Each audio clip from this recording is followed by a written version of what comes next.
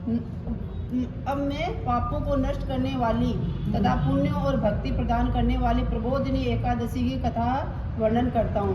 भागीरथी गंगा मनुष्य को तभी तक फल देने वाली है जब तक कार्तिक मास के शुक्ल पक्ष की देवोत्थानी एकादशी नहीं होती।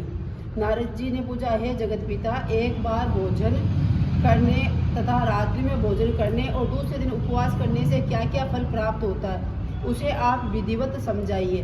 ब्रह्मा जी ने कहा, हे नारद,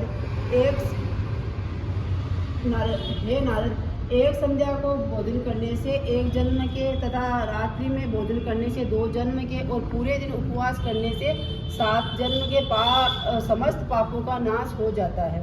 जिस वस्तु का त्रिलोके में मिलना दुर्लभ होता है वह वस्तु देवोत्थानी एकादशी के व्रत से मिल जाती है। देवोत्थानी एकादशी के प्रभाव से सुमेरु पर्वत के समान पाप भी तुरंत क्षीण हो जाते हैं। सुनाई देवा न सन? हाँ। हे नारद जी, और जो विधि रहित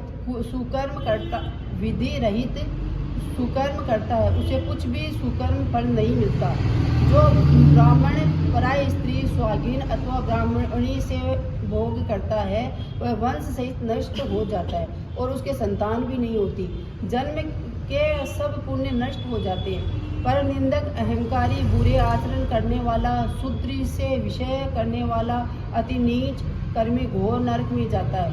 जो कोई विधि सहित श्रद्धा पूर्वक थोड़ा भी पुण्य करते हैं वह पुण्य उनका पर्वत के समान अटल हो जाता है। जो मनुष्य देवोत्थानी एकादशी के व्रत में रात को जागरण करते हैं उनकी बीती हुई तथा आगे आने वाली 10,000 पीढ़ियां विष्णु लोक में निवास करती है और नरक के लोक में कष्ट भोगे हुए पितृगण स्वर्ग लोक में जाकर सुख भोगते।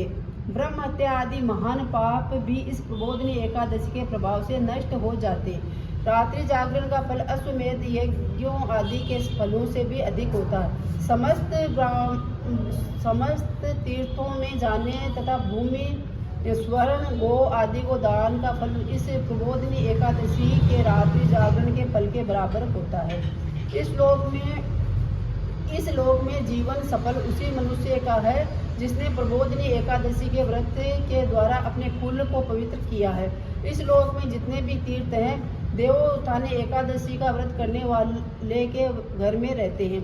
मनुष्य को समस्त कर्मों का त्याग करके ईश्वर की प्रसन्नता के लिए इस कार्तिक मास की एकादशी का व्रत अवश्य करना चाहिए। इस व्रत के प्रभाव से मनुष्य पुनः जन्म नहीं पाता तथा कायिक, वाचिक और मानसिक पापों का नाश हो जाता है।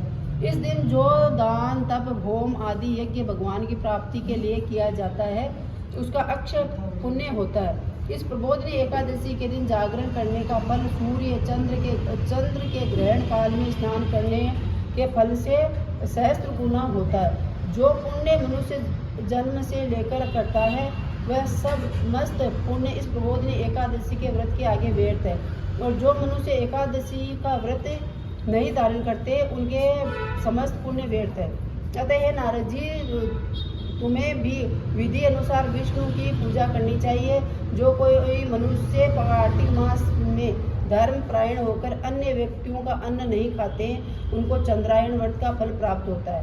कार्तिक मास में जो मनुष्य भगवान की कथा को थोड़ा या अधिक सुनते या पढ़ते तथा सुनाते उनको 100 गोदान का फल मिलता है। जो लोग प्रबोधिनी एकादशी के दिन विष्णु की कथा सुनते हैं उन्हें 7 द्वीप के दान का फल मिलता है तथा वे उत्तम लोक को प्राप्त होते। इतनी सुनकर नारद जी ने कहा, हे जगत पिता, अब आप एकादशी के व्रत का विधान कहिए।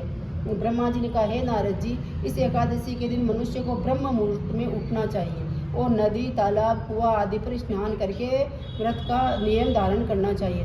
व्रत नियम धारण करते समय कहना चाहिए कि हे भगवान, आज मैं निराहार रहकर दूसरे दिन अन्न का भोजन करूंगा। हे जगदीश्वर, आप मेरी रक्षा कीजिए। इस प्रकार भगवान की विनय करने के पश्चात ही पूजा करके व्रत का प्रारंभ करें। रात्रि को जागरण करना चाहिए और भजन, कीर्तन, गीत गाकर तथा बाजे, नृत्य आदि से संपूर्ण रात्रि व्यतीत करनी चाहिए। इस एकादशी के दिन कंजूसी को त्याग कर पुष्प, फल, धूप तथा अगर इत्यादि से भगवान विष्णु की पूजा करनी चाहिए और शंख के जल से भगवान को अर्घ्य देना चाहिए।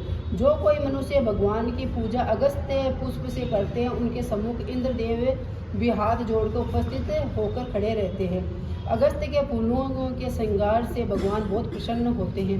जो मनुष्य कार्तिक मास में बिल्व पत्र से भगवान की पूजा करते हैं उन्हें अंत समय पर मुक्ति प्राप्त होती है। जो मनुष्य तुलसी दल द्वारा कार्तिक मास में भगवान की पूजा करते हैं उनके 10,000 जन्म के समस्त पापों का नाश हो जाता है। जो मनुष्य इस मास में नित्य प्रति श्री तुलसी जी के दर्शन करते हैं या स्मरण करते हैं तथा छूते हैं, सेवा करते हैं, पौधे को सींचते हैं तथा कथा कीर्तन करते हैं अथवा संत सेवा करते हैं, वे मनुष्य 1000 कोटि युग तक श्री भगवान के लोक में निवास करते हैं।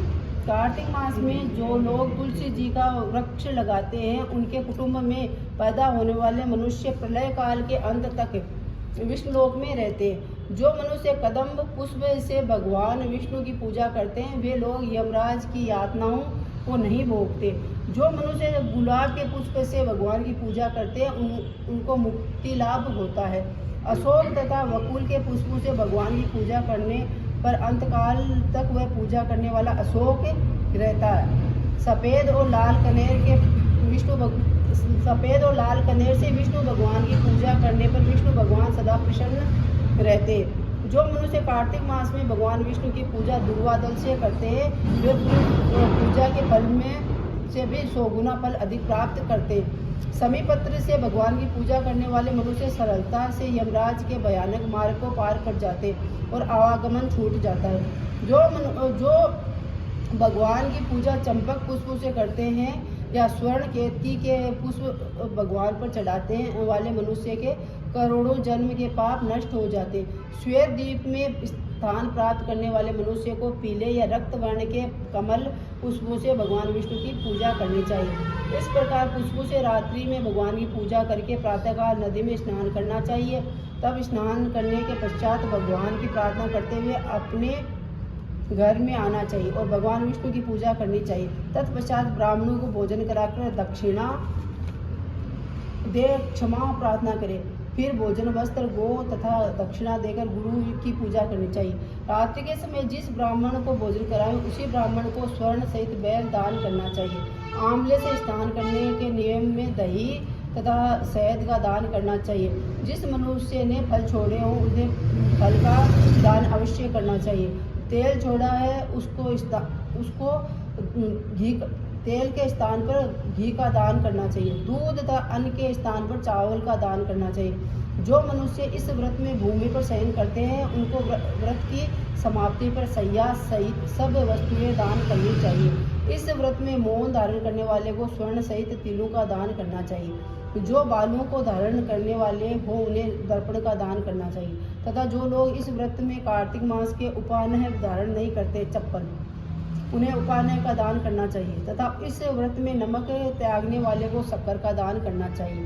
जो मनुष्य देव मंदिर में नित्य प्रति दीपक जलाते हैं उनको ताम्र या स्वर्ण के दीपक का धृत में बत्ती डालकर दान करना चाहिए। जिस मनुष्य ने चातुर्मास व्रत में जिस वस्तु को त्याग किया उसे उस वस्तु का सेवन करना चाहिए। जो मनुष्य देवोत्थान एकादशी के दिन विधि पूर्वक श्रद्धा और भक्ति के साथ व्रत करते हैं उन्हें अनंत सुख मिलता है और अंत में वे लोग स्वर्ग को प्राप्त होते हैं। जिन मनुष्यों का व्रत बीच में खंडित हो जाता है वह मनुष्य नरक को वो भोगते हैं। बोलो एकादशी माता की जय।